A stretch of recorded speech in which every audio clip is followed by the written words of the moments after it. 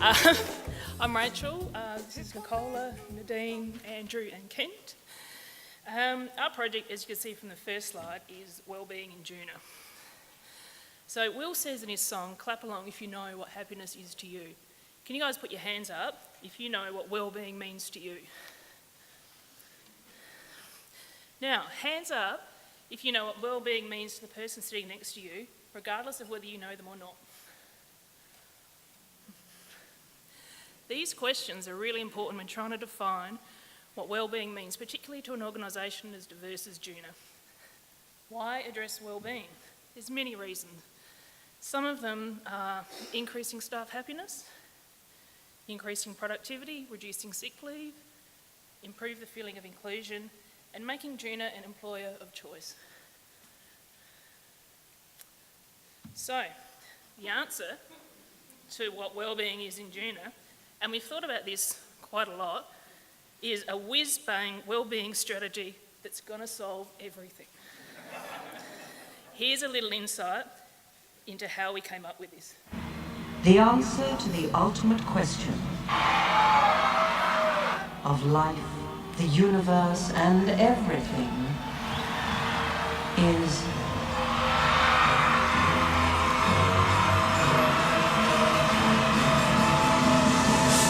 42. 42? Yes, I thought it over quite thoroughly. It is, it's 42. It would have been simpler, of course, to have known what the actual question was. But it was the question. The ultimate question. Of everything. That's not a question. Only when you know the question will you know what the answer means. Give us the ultimate question then. So hold on. What we've done is give you the answer, that the wellbeing hub is the answer. But what exactly is this ultimate question of wellbeing that we're answering? Or, well, we could start with going, well, actually, what is wellbeing? Now, if you start doing your research, you can come up with many different definitions of what wellbeing is to you. You can start with the Oxford Dictionary, where everyone does, and that says something like the state of being comfortable, healthy and happy. Or you could go to more lengthy descriptions, such as this one, which clearly I'm not going to read out to you, but it shows you how difficult it can be to explain well-being. You could then put it in a pictorial form, such as this, which if you read it down says something along the lines of, well-being is the balance between the challenges we face and the supports and resources available to us, subject to our aspirations and the opportunities available to us. Now, as Rachel mentioned earlier, most people have their own idea of what well-being is, and none of these are wrong to them. But we kind of needed something that was a bit more usable and a bit more meaningful. So we came across, and perhaps a bit more simple, and we've come across well-being is feeling good and functioning well. And I think this is a good one, especially for an organisation which focuses on functioning well. So now that we've got a small description of what well-being is, how do we achieve this ultimate well-being or this ultimate answer question that we're looking for? Well, again, there's a plethora of ideas and frameworks and strategies out there. When you start looking into it, we could go 5 ways to well-being, where we can give, be active, keep learning, connect, take notice. Or we could focus on positive psychology with the popular PERMA model. Oops, sorry. The PERMA model. Positive emotions, engagement, positive relationships, meaning, accomplishment. We can go to PERMA Plus, and then we can even go beyond PERMA to a healthy minds and well-being wheel. Now, what this is all these different frameworks are trying to show you is there are many different components to well-being, such as exercise and psychological skills, such as resilience. There's also different elements to well-being, and they can include your environment, your emotions, or, in fact, the occupational area that you're in. There's other frameworks that also look at the different scales of well-being. And so what a framework like this is trying to show you is that there's the individual's well-being, so what the individual can do to themselves and how they feel well-being and how they experience. an organisational wellbeing, so how well is DEWNR functioning, and how well is DEWNR contributing to an individual's wellbeing, and how well is that individual contributing to organisational wellbeing, and the broader context in that scale is the community wellbeing. So what other factors are affecting the community, such as the economics of the region or a natural disaster?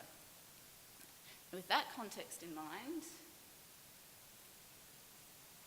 from the state government perspective, there's been a lot of work in this area to try and help us understand, both the problem and the answer that we've seen. And I'll just thanks. And I'll just find a quote here that I'm going to read to you, which is a commitment from the state government. It says that improving the well-being, the quality of life, health and happiness of the population is a fundamental role of governments across the world. Improving the well-being of the South Australian population has been and continues to be a long-term goal of the Government of South Australia and for the SA community more broadly. So this focus, I guess, has led to a lot of projects and ideas as to how we could actually improve things for the South Australian public. So we had Professor Martin Seligman come to South Australia, spent some time here, and I guess he's one of the gurus, I guess, across the world in this space. And so from his work, it led to a number of 90-day projects, and one of them was this South Australia, the State of Wellbeing, which aimed to try and help us define it and understand it. There's also another one titled Building Wellbeing and Resilience in the Public Sector, which was aimed to build a program to help staff in their wellbeing.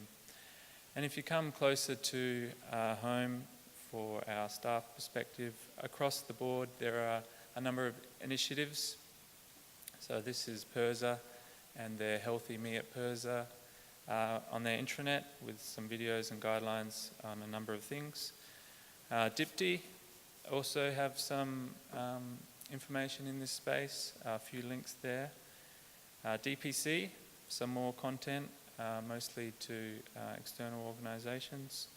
And on iShare, there is some space for wellbeing information. But what we found in reviewing these and the content of them, that some of it was out of date and a lot of it, certainly from the iShare perspective, linked off to other organisations, and also there was a lot of good work being done throughout business areas and maybe outside of Weymouth Street to build on staff wellbeing, and it wasn't necessarily well reflected in the online content. So I guess we've made a start and we have a long way to go, and that's kind of where we are hoping our efforts can be used.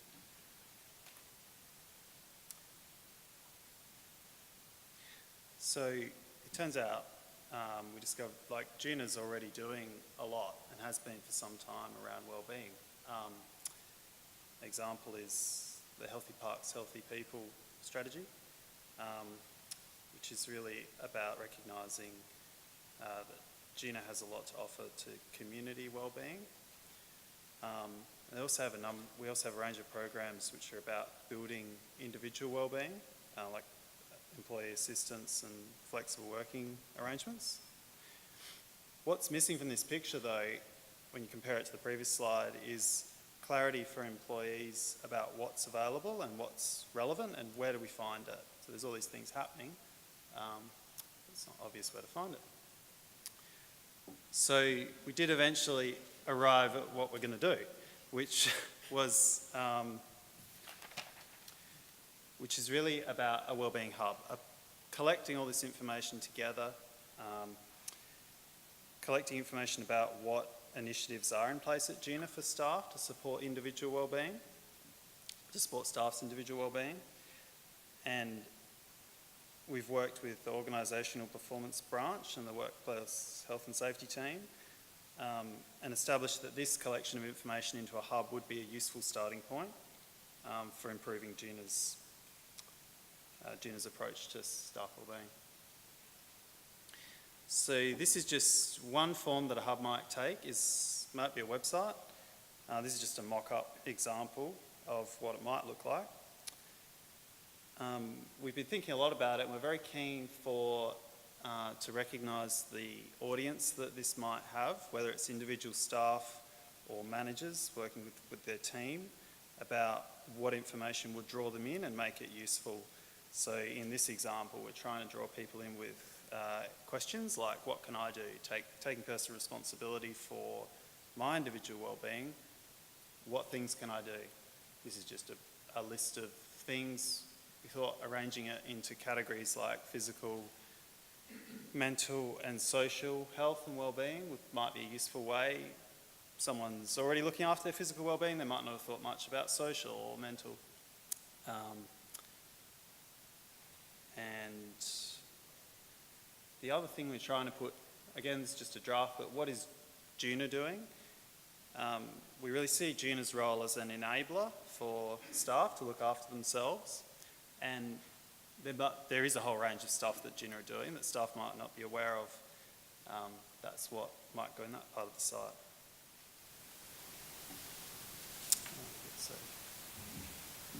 So that's just for individual wellbeing, but the other aspect is organisational wellbeing as DEWNR as a whole. Yeah, so in the organisational space, the Office of the Private Sector is just starting a project at the moment, a Wellbeing and Resilience program, that's looking at setting up a strategy that might be able to be used by departments within the public service. And at the moment they're just at the front end of that process. There's a number of stages of this work. Let's go through them briefly. First off, there's the research into the specific culture of an organisation, specific needs of that organisation. There's survey work that is planned to get baseline levels on where things are at. Another survey. Oh. Some people feel a little bit surveyed out, but the benefit of these sorts of comprehensive surveys across a staff body is to get really solid baseline information, which then, after interventions have been put in place, allows us to come back and reassess and see whether or not they worked and whether and what interventions might be useful. And also, in some instances, it means individual staff can get their own results and can get a wellbeing score or whatever, which some people may find of personal interest as well. But the results of the survey can be aggregated to identify the organisational needs and gaps. And then interventions can be designed specifically to those gaps, to those needs.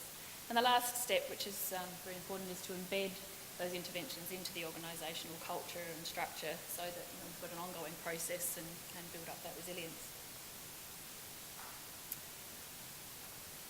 We may or may not go ahead with that model, but in any case, the information that we're delivering in our project will feed into a number of these different stages, so it's useful work regardless. And the other thing is that we've had quite a lot of feedback about the requirement to tailor a lot of interventions and questions and things like that to DEWNR specifically, so there needs to be a phase which we are also going to address to get a feel for what are the risks involved with working at DEWNR, what's the culture, what's our work look like, what's our workplace like, what sort of things do we need. So those sort of things are useful in and of their own extent, and also as any part of any potential future organisational framework. Wellbeing's not just a warm and fuzzy concept, it's something that's real. We've got evidence that it affects staff performance, staff resilience, staff retention, and it also, in private organisations, affects profit margins as well. So there's evidence to show that it has all those effects. We've seen in our presentation that government and non-government organisations in South Australia are in various stages of developing wellbeing strategies, and for some now DEWNR has been developing and providing initiatives that address specific aspects of wellbeing. What our project does is collates all of these initiatives together in the hub. It brings it all together we'll be able to develop a framework that works for DEWNR. We've looked at all these different models, we'll work out what's going to be working best for us. This is actually a little bit where we started, and we've come a bit of a way from there. When we compare what DEWNR's got against this existing model, it'll highlight where there's any gaps in what we need. We've also started to look at just some interim sort of rep links to external sites or apps that we could use to fill in those gaps until we get more of that stuff developed. So, and if this Redhead Ranger Nancy picture doesn't do it for you, and there's other models that we could use. Other ranger models. That's not Eric.